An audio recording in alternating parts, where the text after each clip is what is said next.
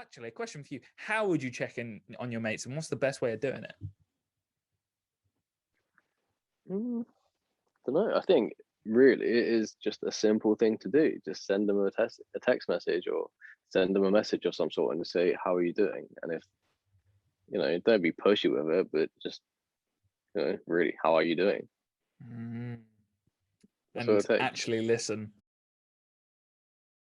You haven't got to be pushy with it. You haven't got to make a whole big deal of it.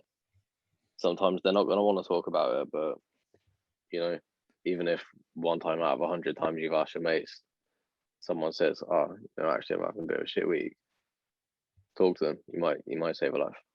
You might help someone.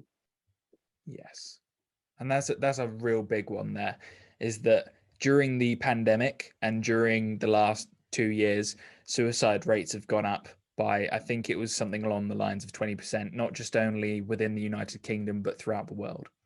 Yeah, I can well believe it. We should all be a little bit more aware.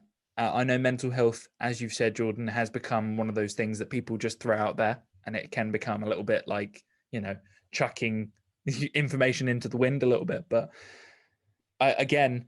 something that I love doing with Jordan and friends, sending memes. I'm not gonna lie, that makes my day. Like, let's not beat around the bush here, Jordan. We get a total kick out of that. We do. I think that in itself is another good way to keep tabs on people. If you have a group chat or something and you regularly have a laugh in there, if someone goes quiet, man, if someone's having a bad time or they're a bit snowed under. Yes. Yeah, just ask them. Like, I do it every now and then. If one of my friends goes particularly quiet, and it's someone that I know I'm close enough with to ask, just send a message like, "Yo, dude, you've been quiet this week. What's up?" And normally they'll tell you.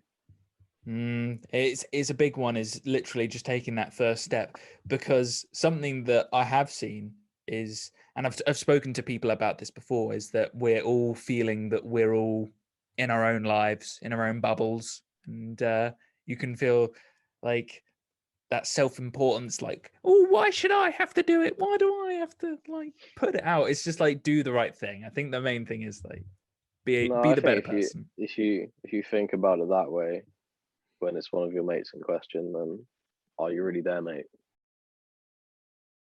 There should be no hesitation to ask if your mate's right. Yes. Do you really care? Do you actually want to? And this is something that I've found recently, is like my core friend group.